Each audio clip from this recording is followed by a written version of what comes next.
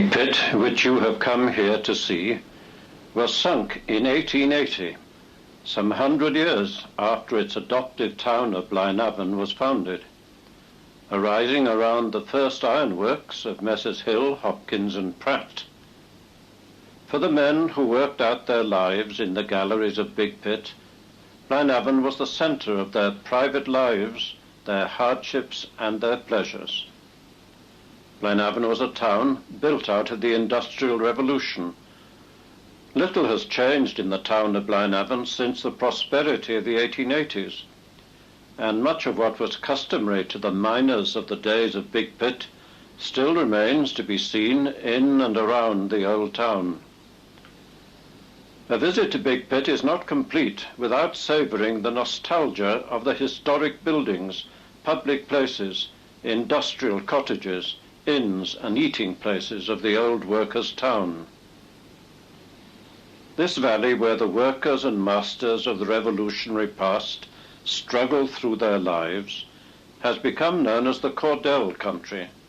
And why? Nearly 30 years ago, an unknown writer wandered in these mountains seeking to bring to life the history of the people lost in time. The book he wrote was to become world famous. It was translated into over 20 languages and has become a classic used in schools and universities. Millions of copies have been sold, and it is still in print. The title of that novel is Rape of the Fair Country, and the name of the author is Alexander Cordell. Coming as a stranger to the little town of Blaenavon, Cordell wrote, "I was terrified at what I saw.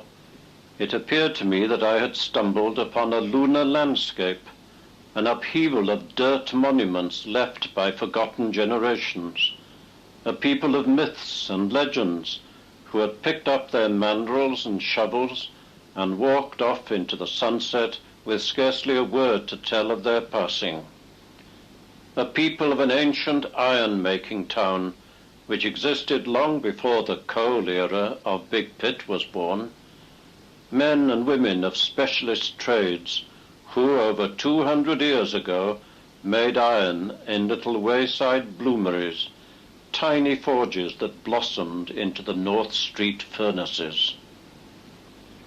They tell me that you could read a newspaper at night in the crooked little streets of Blaenavon town," says Cordell, "that you could read Charles Dickens in the furnace glare of your bedroom window.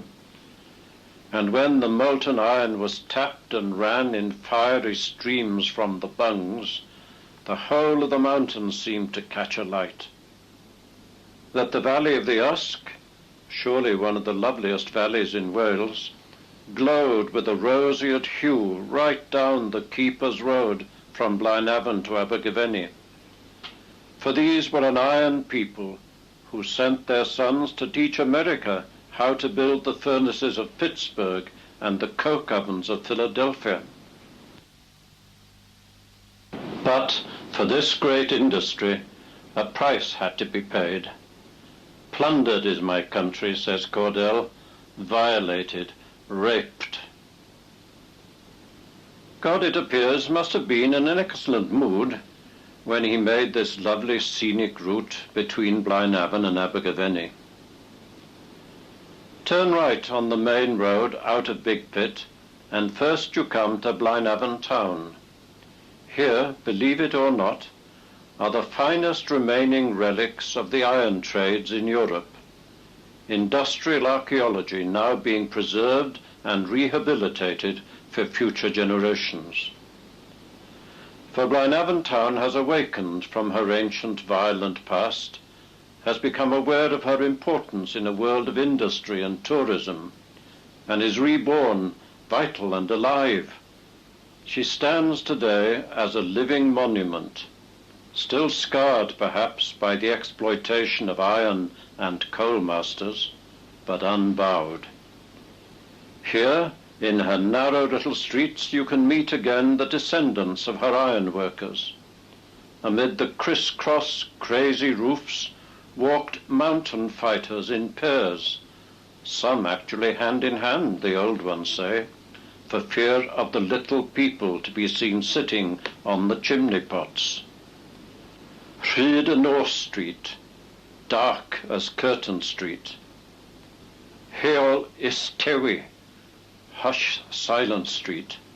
Literal translations from the Welsh used to abound with hobgoblins and little hairy chaps no more than 2 feet high.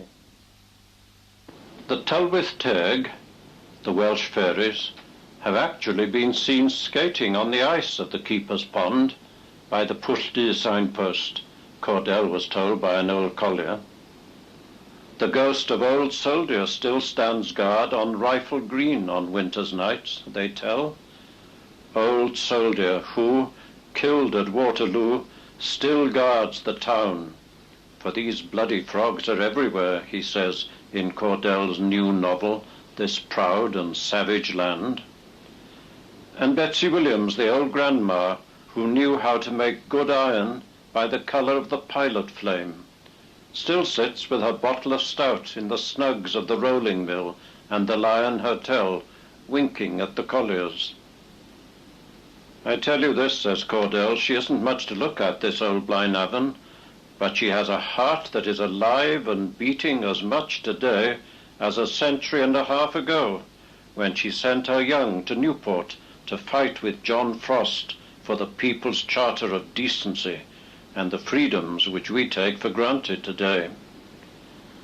For the heart of a town lies in its people. Staffordshire Row, where the Midland specialists lived in North Street. Shepherd Square, where Cordell's immortal Mortimers were born and bred. The Drum and Monkey and the company shop next door.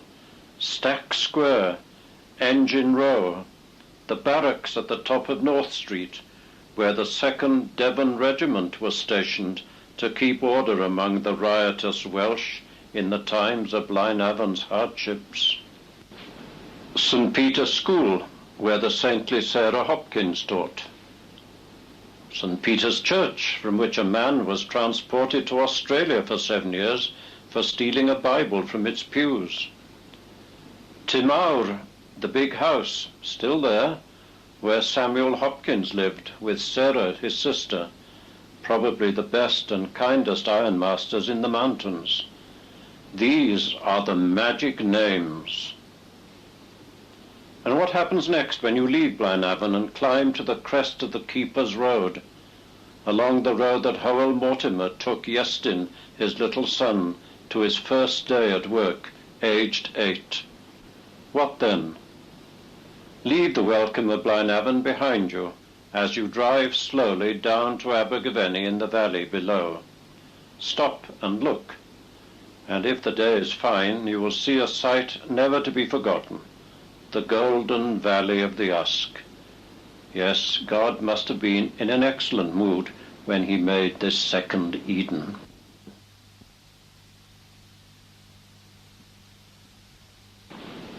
Here, the white blood of the beautiful Blorange Mountain gushes in torrents to the mothering Usk. Drive slowly past the Giant's Crust, the name an old collier gave to ancient Garenderis, whose tramroad cuts into the breast of the mountain on its way down to the canal at Llanfoist. This, the pulsing artery of the Welsh Industrial Revolution. Call into the newly built Cordell Country Inn and see the work of the artist Ron Francis, who has immortalized Cordell's book in scenes that bring his pages alive. Then, refreshed, drive down to the Fiddler's Elbow and take the road to the valley. Blaenavon and its ancient past, says Cordell, is mesmeric.